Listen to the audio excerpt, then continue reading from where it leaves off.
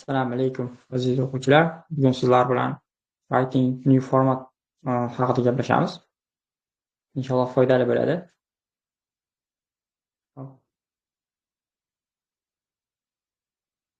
Yangi format haqida gaplashadigan bo'lsak, Writing New Format seferda aytganimdek, oldin aytganimizdek, oktyabr oyidan o'zgaryapti. Ya'ni New Format boshlanadi, starts in October. Ya'ni oktyabr oyidan boshlanadi yangi formatga o'tishlik. Xo'p, endi bu savol pastroqqa tushirib turib tushuncha bersam, new format qanday bo'ldi? Oldin tasdiq yozilardi, hozir qanaqa yozilyapti? Ya'ni o'shalar uchun turadigan bo'lsam, yangi formatda writing qismida siz nima qilishingiz kerak? Ikkita letter, bitta tasdiq yozishingiz kerak hisoblanadi. Bunisida writing birinchisi, ya'ni writing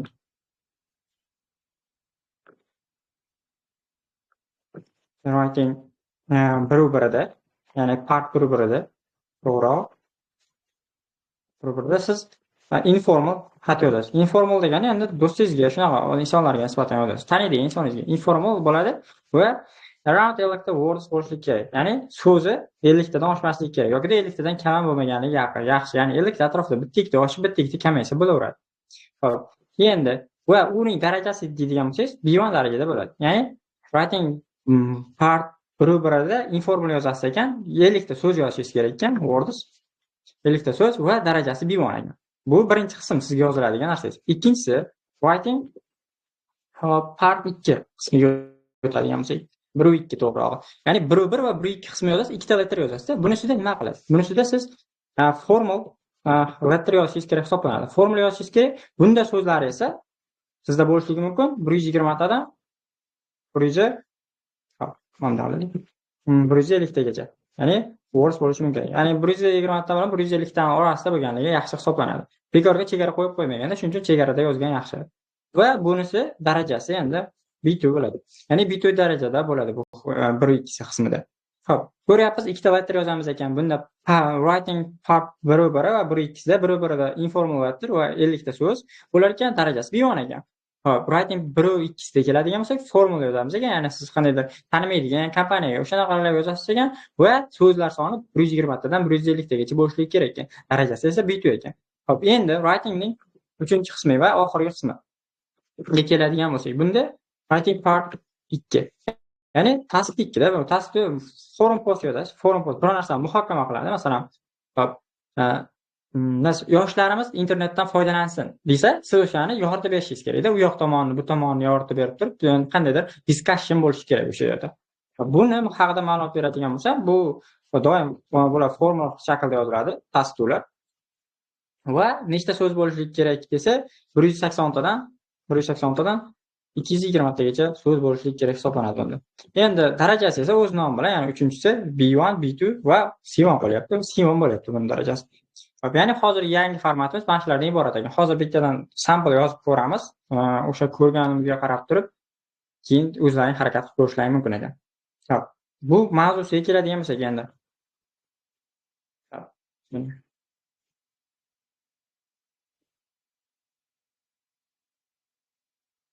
Bunda qanday bo'ladi? Ya'ni savol berilgan bo'ladi sizda. Writing part 1 da 1 bilan 1-2 ga letter yozgani bitta savol beriladi. Masalan, your local cinema, ya'ni sizning mahalliy sinemangiz, qishlog'ingizdagi bitta sinema, teatr. O'sha narxlarni oshiryapti tiketiga, ya'ni ticket price'larini oshiryapti. Ya'ni kirish bor-ku, bilet narxlarini oshiryapti. O'shaniga siz bittasini do'stingizga, bittasi o'sha sinema menejeriga yozishingiz kerak ekan. Va part 1-birida kimga yozishingiz kerak? Do'stingizga yozishingiz kerakmi? O'sha do'stingizga yozganingiz uchun bu informal. Ya'ni do'stingiz taniysiz o'shaning uchun. Va part 1-2da esa sinema menejeriga yozishingiz kerak. Sinema menejeriga yozganingiz uchun, ya'ni tanimaysiz-ku, sinema menejeri ayol kishi, erkak kishi tanimaganingiz uchun bu formal hisoblanadi. Xo'p, keyin sizda ikkita narsa bor. Ya'ni hozir ikkita narsani yoritib berishingiz kerak. Bittasi bunda ko'rayotgan bo'lsangiz,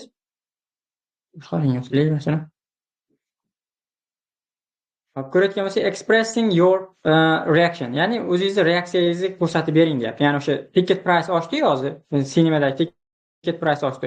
Endi o'shanga reaksiyamiz qanday? Xursandmizmi, xafamizmi, qandaydir reaksiyamizni bildirib qo'yamiz, aytamiz buni va suggest alternatives, ya'ni alternativlarni taklif qiling. Endi buni oshib ketdi-yu, price narxi oshib ketdi, endi nimadir qilaylik deb turib taklif qilib qo'yishimiz kerak hisoblanadi ekan, boshqa narsa qilaylik deb turib.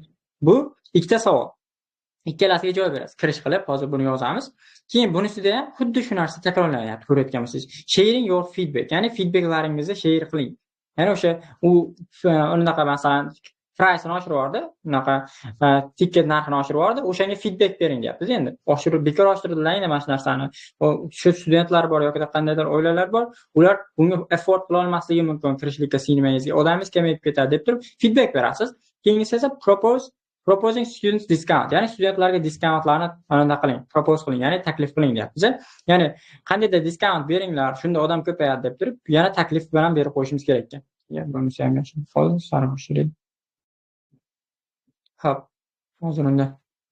Ya'ni sizda yozadigan narsangiz aniq ko'rsatilgan. Ya'ni masalan, birinchisi bu qilsa, bu joyini yozasiz birinchi bo'lib turib, keyin esa uni letteringizni ichida kiritib ketishingiz kerak. Birinchi bo'lib o'sha yoqda, keyingi tomon esa bu qism hisoblanadi. Bu qismni ham kiritib ketishingiz kerak. Xo'p, endi boshlaydigan bo'lsak, birinchisi bir-birda yozib olaylik. Informal 50 ta so'zli bo'lishi kerak. Mana yozib ham qo'yadi, examda ham yozib qo'yadi buni. Ya'ni 50 ta so'z bo'lsin deb. Xo'p. Yangi olish shart emas. Xo'p.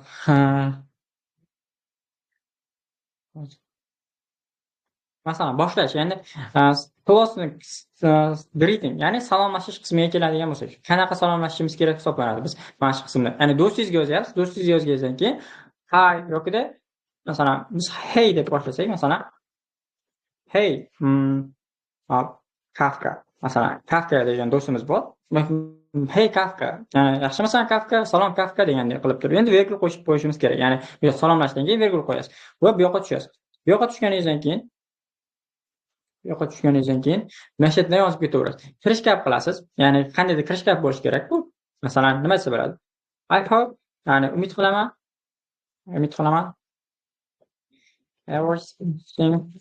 everything is fine. Ya'ni hamma narsa yaxshi. Kim bilan? Siz bilan. Endi do'stingizga aytyapmiz. Siz bilan hamma narsa yaxshi bo'lsa kerak, ya'ni hammasi sening ishlaring yaxshi bo'lsa kerak va sizning oilangiz bilan deb yozib qo'ysangiz ham bo'laveradi. Your family. Ya'ni siz oilangiz va siz bilan hamma narsa yaxshi bo'lsa, bu yaxshimi deb turib umid qilamanki yaxshi bo'lsa kerak deyapmiz. Xo'p, shunday deb turib kirish qilsangiz bo'laveradi. Har qanday o'sha do'stingizga yozayotgan xatingizni shunaqa qilib boshlasangiz bo'laveradi. Endi mana bu qismda informal yozayotganimizda, informal natlarlarda masalan is, are, am'larni yoki do not demasdan don't deb qo'shib ketamiz yoki doesn't deb qo'shib ketamiz, does not demasdan yoki I am demasdan am deb turib, unga am ga qo'shib ketamiz, I ga mana yoki are demoqchi bo'lsa, are ni tashlab turib r s ni qo'shib ketamiz. Shunda ham hozir everything is ni tashlab ketib, s ni qo'shib qo'ysangiz bo'laveradi bu yerda ham. Hop, homiyroq qilib turib. O'shanda nima bo'ladi? Informallik darajasi oshadi. Qancha informal yozsak, ya'ni qandaydir speakingda ishlatadigan so'zlar o'sha narsalar qatnashtirib turib yozadigan bo'lsak, shuncha yaxshi. Formal bo'lib qolmaslik kerak-da. Xo'p. Bu yerda masalan hozir aytdim, bu salomlashish qismida ham hey do'stingiz ismini yozsangiz bo'laveradi, haqiqiy examda ham va mana bu holatda esa har bir anaqa fard bir-birda kirishiga yozsangiz bo'laveradi. O'zi 50 ta so'z yozish kerak bu yerda. Juda ham kam. Birinchi endi expressing your reaction, ya'ni reaksiyangizni express qilish degan narsasini yozib olamiz endi. Mana bu boyagi moviy rangdagisini. Xo'p. Now hozir nima qilmoqchiman? I just men shunchaki xohlayman want to inform you, ya'ni inform you. Sen ogohlantirmoqchiman, ya'ni sizni ogohlantirmoqchiman, ya'ni do'stingizga yozyapsiz, you degan do'stingiz, ana shu do'stingizni ogohlantirmoqchisiz about nima haqida? The recent change. Increase yoki increase. Ya'ni recent increase degani yaqindagi o'sish. Ya'ni yaqindagi o'sish haqida uni o'qimoqchiman, ogohlantirmoqchiman. Nimadagi? In cinema ticket price.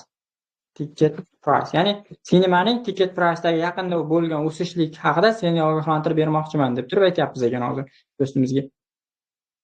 Xo'p. Mana kirdik. Endi masalan yozishimiz mumkin. It sound nimaga bu? Bold bo'lib qolaveradi.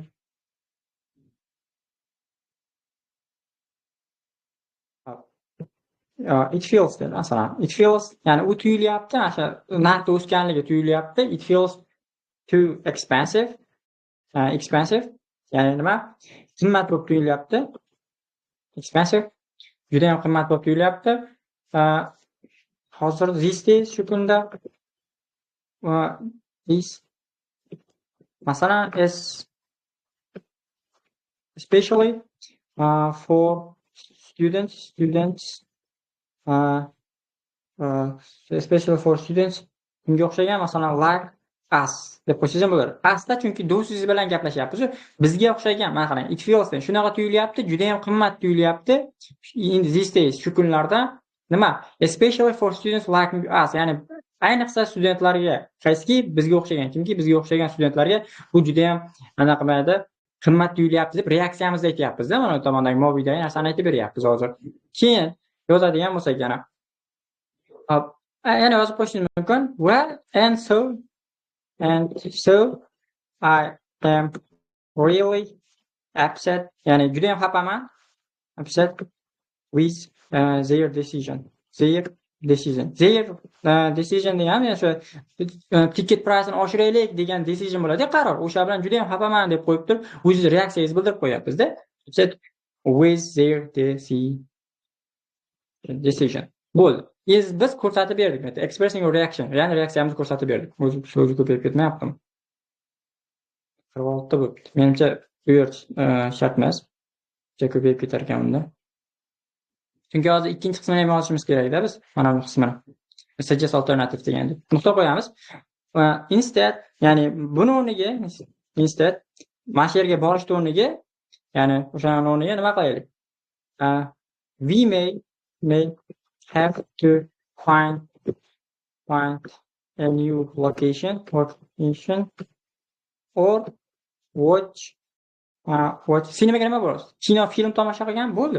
Watch films online with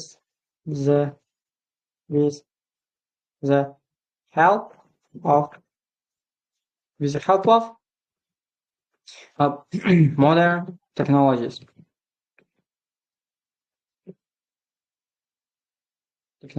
Bo'ldi. Xo'p, ko'radigan bo'lsak buni. Instead buni o'rniga deyapmiz, endi o'sha sinemani o'rniga borishni o'rniga we may have, biz balki kerak nima qilishimiz,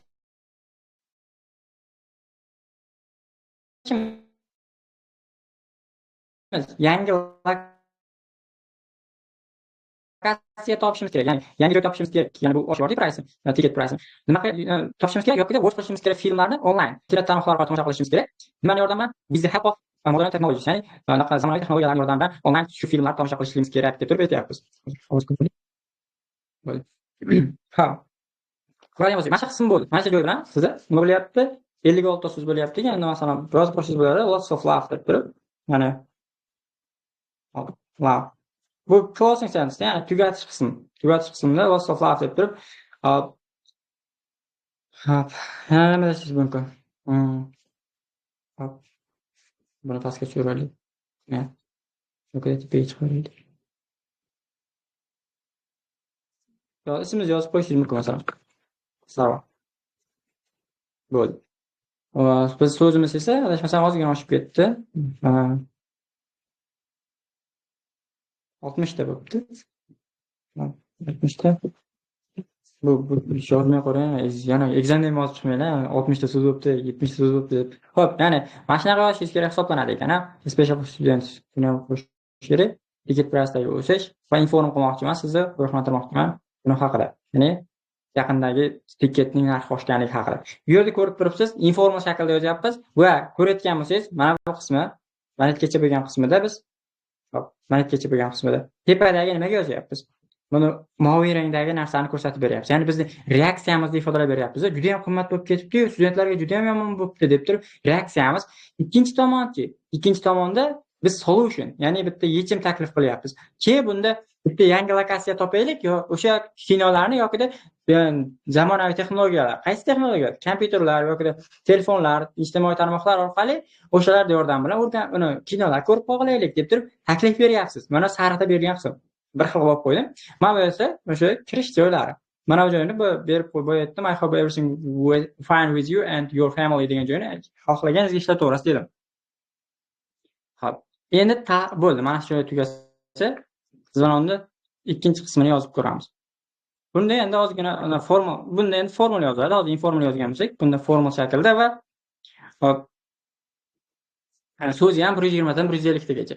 Buni boshlashlikda qanday boshlash bo'ladi? Bunda ham hozir aytgan narsangizni yozasiz. Ya'ni feedback aytasiz. Juda ham oshirib yuborsalar, chatoq bo'pti deb turib aytasiz va ya'ni studentlarga diskount bering deb turib anaqa qilib berasiz. Mayli, tavsiya qilib berasiz.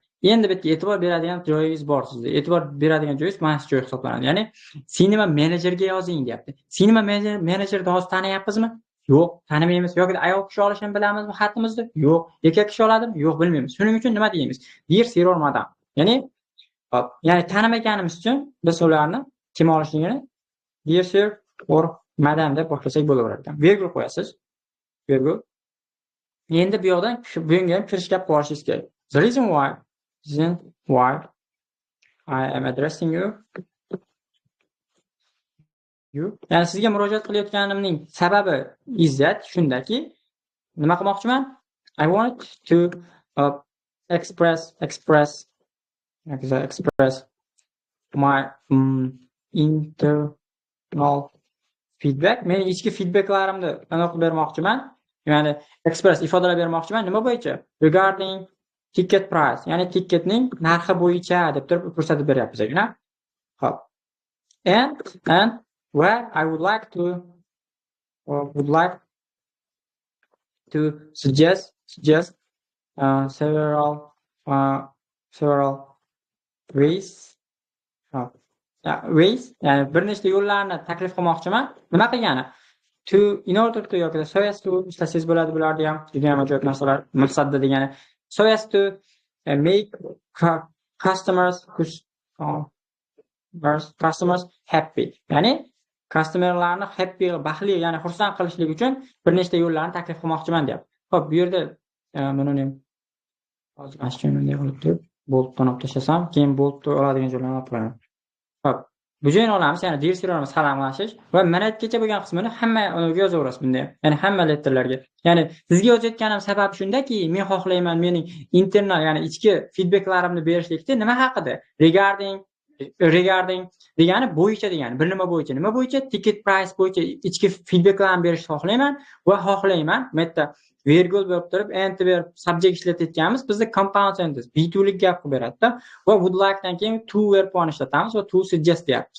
Va xohlayman nima qilishni? Bir nechta yo'llarni suggest qilishni, ya'ni taklif qilishlikda nima qilish maqsadida? So'zda juda ham chiroyli narsa mana shu verb keladi undan keyin maqsadda degani. Nima maqsadda? Customerlarni baxtli, xursand qilish maqsadida men bir nechta yo'llarni taklif qilmoqchiman deb turib kirish gap qilib oldik. Endi yozadigan narsamiz mana bittagi ikkita narsa. Mana blue'ni, ya'ni o'sha havo rangini bitta yozib olamiz. Bitta body qilib, bitta paragraf qilib, mana proposing student discountni alohida paragraf qilib yozib olishimiz kerak hisoblanadi ekan, sizlar bilan. Xo'p. Yozadigan bo'lsak endi masalan endi reaksiyamizni ko'rsatishimiz kerak. As a regular visitor, ya'ni regular visitor degani, ya'ni muntazam tashrif buyuruvchi odam sifatida men shuni ayta olamanki, nima? I have always, men har doim nima appreciate qilganman. Appreciate. Ya'ni qadrlaganman nimani? The comfortable atmosphere. Maqtab qo'yamiz ozgina, endi nimalar sinemasini. Comfortable environment of your nima? Sinema. Ya'ni sizni sinemangizda nimasini? O'shanaqa sinema. Xo'p, bu yerda ko'ramiz, appreciate degani qadrlamoq degani. Ya'ni men har doim qadrlaganman. Tashrif buyuruvchi inson sifatida har doim qadrlaganman. Sinemangizning comfortable environmentini, ya'ni juda ham bir qulay bo'lgan environmentini doim nimalar qadrlab kelganman deb ko'rsatib beryapmiz. Endi reaksiyamizni aytamiz endi. But deymiz, ya'ni however deb chiroyli qilsangiz bo'ladi, egani o'rtaga, ega bilan verb o'rtasiga. However, lekin biroq men worryman, ya'ni shunga tashvishlanyapmanki, The rising price ya'ni narxni o'stirib yuborish, ya'ni oshirib yuborish nima bo'ladi? May discourage ya'ni discourages bo'ladi. Ya'ni discourage qilishligi mumkin. Ya'ni discourage degani nimasi bo'ladi? Encourage teskarisida ruhlantirmaydi. Ya'ni ruhlantirmasligi mumkin. Nima edi? Visitorlarni nima qilishlikka? Masalan, nima qilishlikka? Ya'ni tashlab yurishlikka-da. Hop. Masalan, discourage qilish mumkin visitorlarni. Nimadan discourage qilish mumkin? Attending qatnashishdan. Hop. Your cinema. Films masalan. Sizni filmlaringizda qatnashishdan ularni discourage qilish mumkin, ya'ni ruxsatlantirishim mumkin. Ya'ni qatnashtirmay qo'yadi. Bu rising price, ya'ni narxni o'sishligi deb turib ko'rsatib beryapmiz-da. O'sha nimada feedback berib qo'yapmiz. O feedback so'ragandi-yu oxir marta Movida. O'sha feedbackka yozyapmiz mana badiyni, mana shu paragrafda. Xo'p. Aytamiz yana natijada nima bo'lishi mumkin? O'shani berib qo'ysak bo'ladi. Mana shunaqa nima edi? Odamlar sizlikka kelmay qo'yadi deb o'ylashdan xavotirdaman men. Natijada thereby o'rgatganman buni ham, bilganlar biladi. Thereby berib qo'yinchi natijada degan. Thereby reducing your annual income. Income yoki revenue desa ham bo'ladi. Revenue. Hop. Bu degani natijada nima qilib? Reduce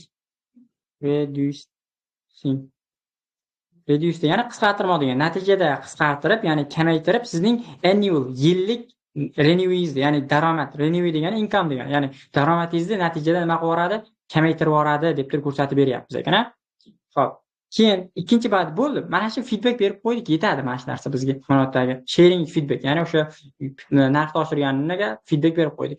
Endi discount bering studentlarga deb turib yoki boshqa narsa qiling deb turib taklif berib qo'yishimiz kerak ekan. Buni ham alohida badiy bitta katab tashlab yozamiz alohida badiga.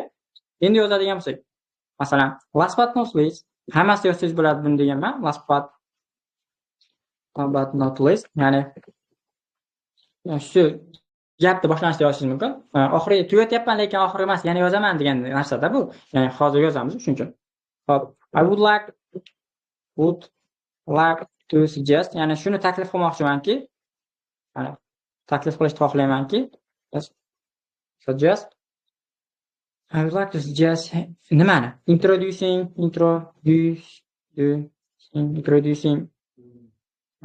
student discount. Aytilgandi chunki student discountni propose qil, ya'ni taklif qil degan, o'shani taklif qilyapmiz. Last but not least ham o'sha ikkinchi paragrafda ishlataverasizlar va I would like to dan keyin verb keladi. Xohlayman suggest qilishni, tanishtirishni, ya'ni nimani? Student discountni tanishtirishni taklif qilishni xohlayman. Xo'p. Yokida yana nima qilish mumkin? Yokida or special qandaydir special promotion desak bo'ladimi? Promotionlarda, ya'ni qandaydir bir loyihalarni yoki reklamalarni nima qiling? Mana shunaqa diskountga o'xshagan narsalarni taklif qilishingizni, tanishtirishingizni taklif qilmoqchiman sizga. Hop, on certain days masalan. Ya'ni on certain days degani o'sha nimada aniq kunlarda. Masalan, shanba kuni kelsalaring abitdan keyin buncha 50% diskount beramiz yoki dushanba kuni kelsalaring 60% diskount beramiz degan o'sha certain deydi, aniq kunlarda promotion, special promotionlar, ya'ni maxsus nimaydi diskountga o'xshagan narsalarni certain nimaydi ma'lum kunlarda berib turing bunaqa nimaydi customerlarga degan ma'noda aytyapmiz. Xo'p,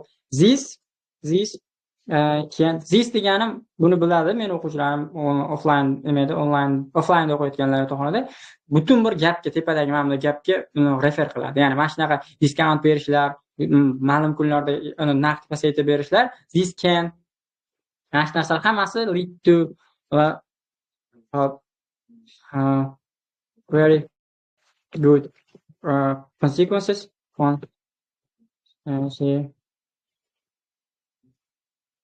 consequences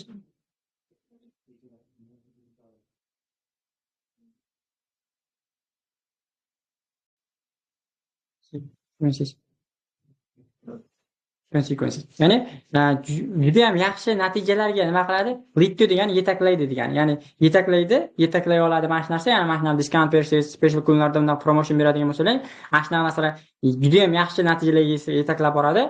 Xo'p, in the long run.